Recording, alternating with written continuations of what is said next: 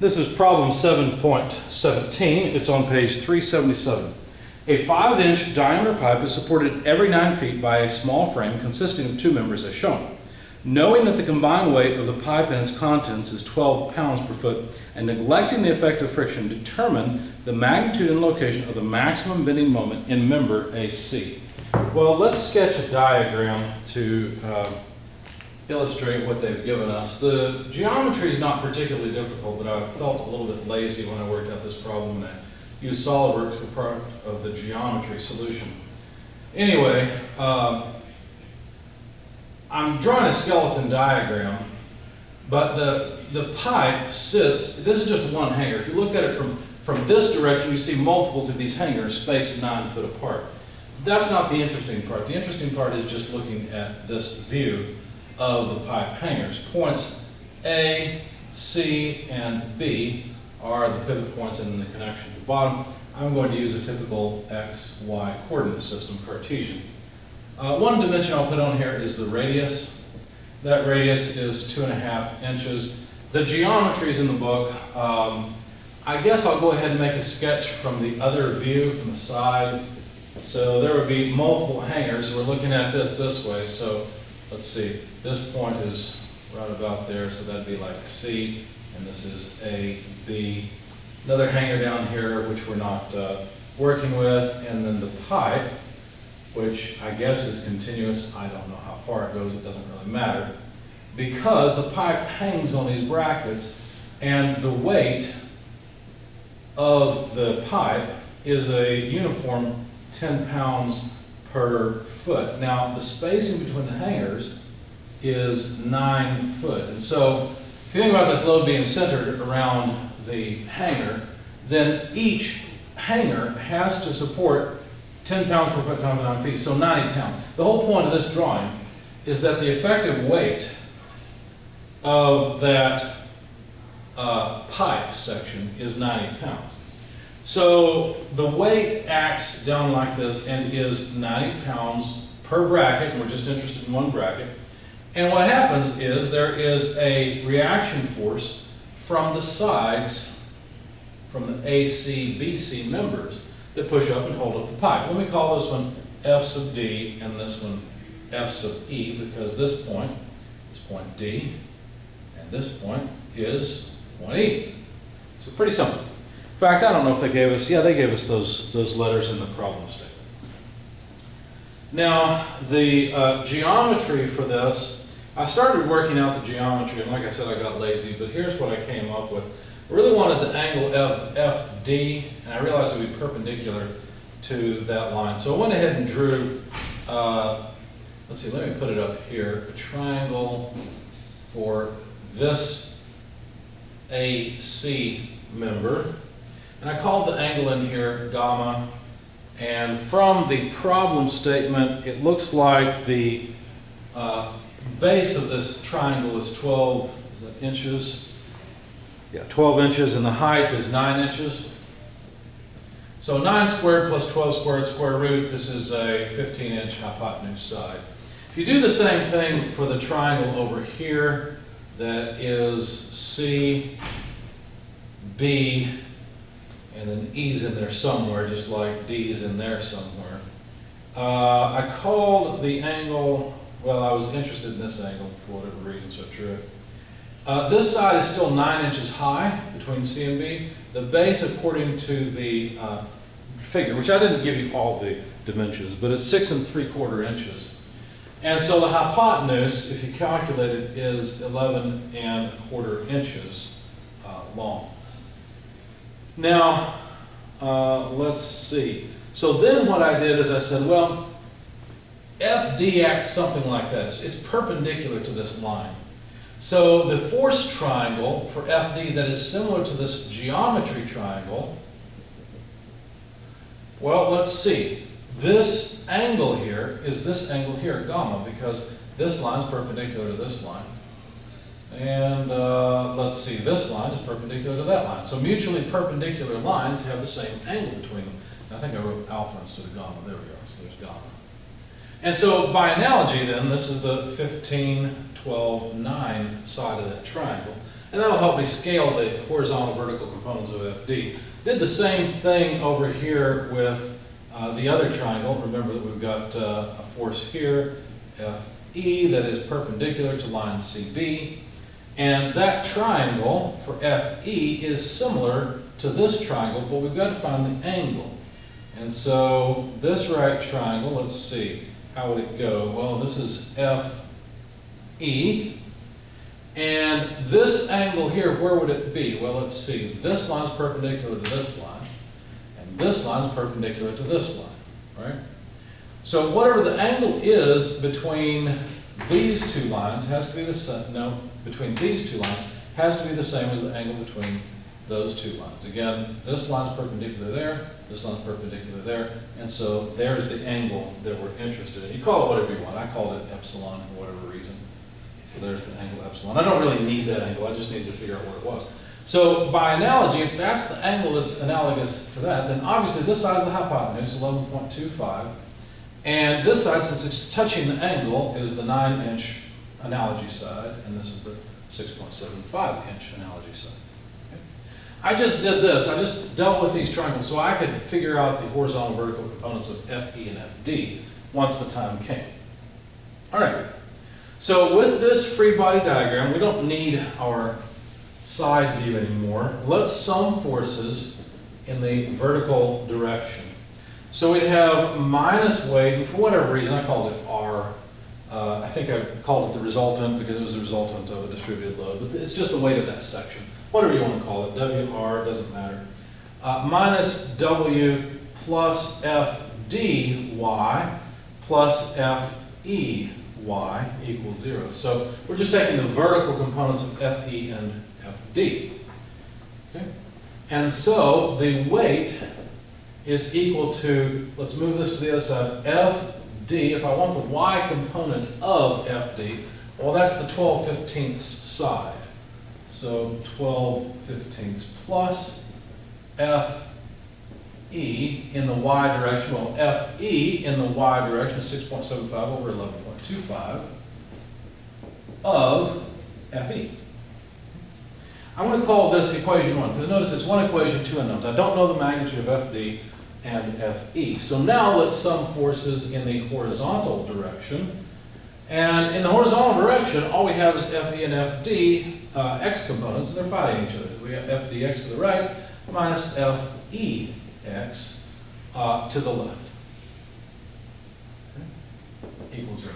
And whether the E or D are subscripts, I don't know. I'm going back and forth between the two. It doesn't matter. I'm talking about the force of D and the force of E. Or rather, the x components of this force. So this tells us that FDX is FEX. So let's see. FD, to get the x component of FD, well, that's the 9/15 side.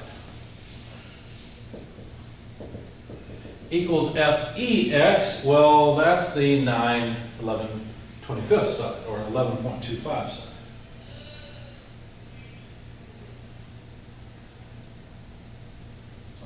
Let's see, what have I done here? Oh, I see. 9 over 11.25, 11 1/4. Okay. Now notice that the 9's cancel, and so what we got from this is that 11.25 over 15, pulling this to the other side, times FD is equal to FE. Okay, so now let's go back to equation 1 and plug in this for FE.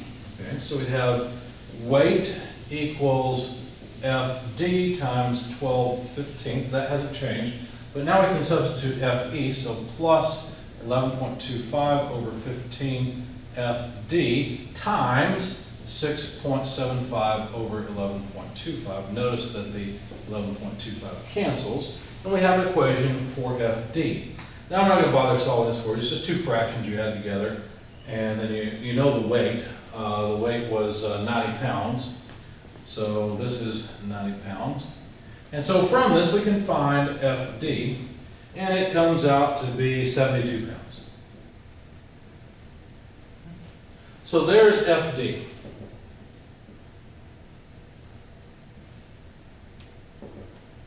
Now FE, On the other hand, we can find by, well, we could do it a couple of ways. We could just go right here and find it, just plug in 72. And we'd find FE. Now when I did that, let's see.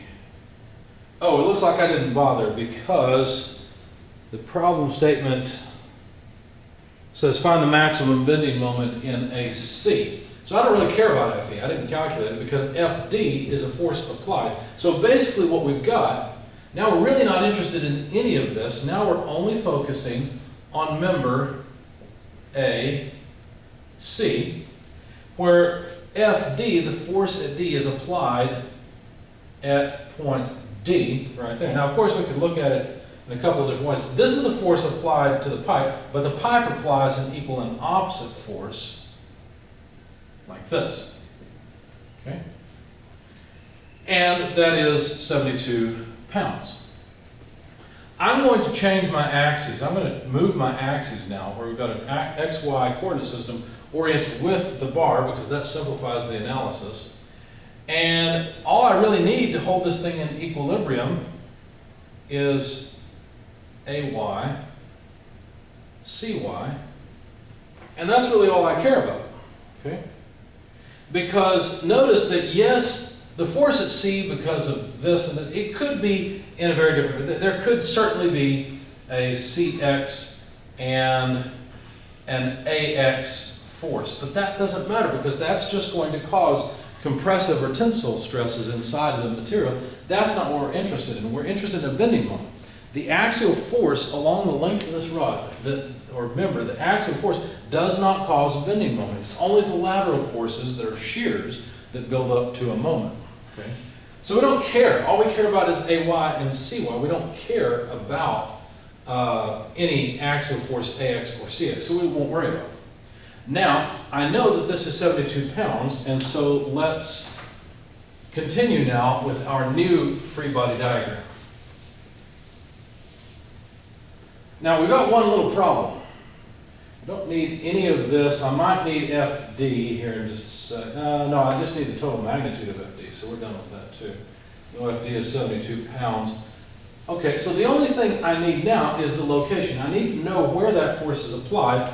And I was getting tired of dealing with this problem, so I literally drew this in SOLIDWORKS with the dimensions they gave and determined that the distance between A and D is just 12.5 inches. It's not surprising that it turned out to be a nice round number. That's the way they typically set up problems like this. But you can go through the geometry if you want. I just used SOLIDWORKS as essentially a geometry calculator. So now we're no longer really interested in that body anymore. It's really just this beam that we're interested in. So if we sum moments about point A, taking counterclockwise as positive, what do we get? Well, FD causes a negative moment, 72 pounds, multiplied by distance, 12.5 inches. Okay, so there's the moment about A of FD, and then CY is the only other moment about A force that we have. Notice AX and CX pass through A. And it has a 15-inch moment arm. I guess I did need something. I had calculated the length of AC and it was 15 inches, but there it is. So that sum comes out to 0. This allows us to calculate CY. All you do is just divide 72 times 12.5 over 15, and you divide it by 15. And that gives you CY. And so CY comes out to 60 pounds. Okay.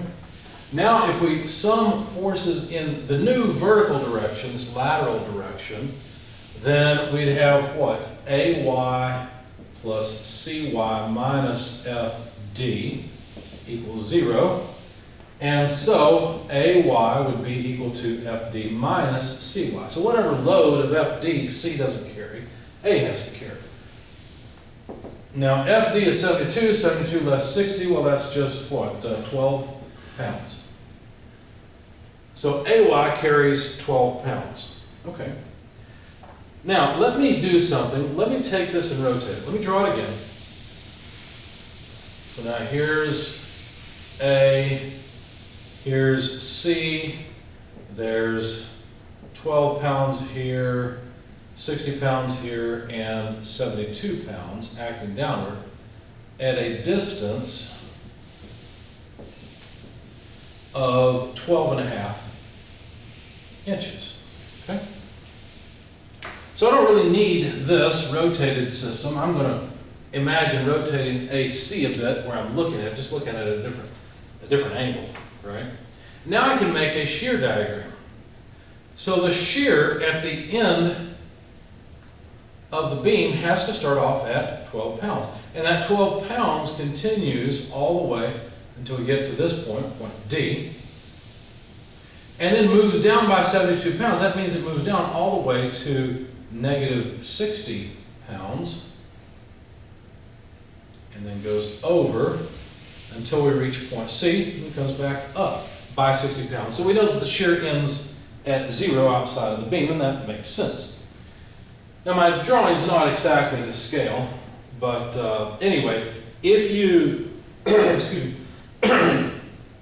if you look at the area under this section of it, well, that's just 12 pounds multiplied by 12.5 inches. 12 times 12 is 144, plus half of 12 is 6. That's 150 inch pounds. Now, if you look at this change in moment, notice that it's a negative change in moment.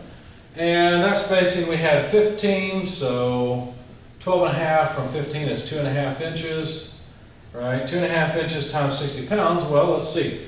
2 60s are 120, half of 60 is 30, so again, 150 inch pounds, but negative. So what will happen in our moment diagram is that the moment will go up all the way to 150 inch pounds, and then we'll go down by 150 inch pounds from A through D to C. So there's our shear and moment diagrams, and the maximum moment is just right there. It's 150 inch pounds at 12.5 inches from A. And I believe that's all they wanted. Let's see. Yeah, magnitude and location of the maximum bending moment in member AC. So the maximum bending moment, the place where that beam is most likely to break, is right where the pipe touches it right here, because that's where the moment is 150 inch pounds.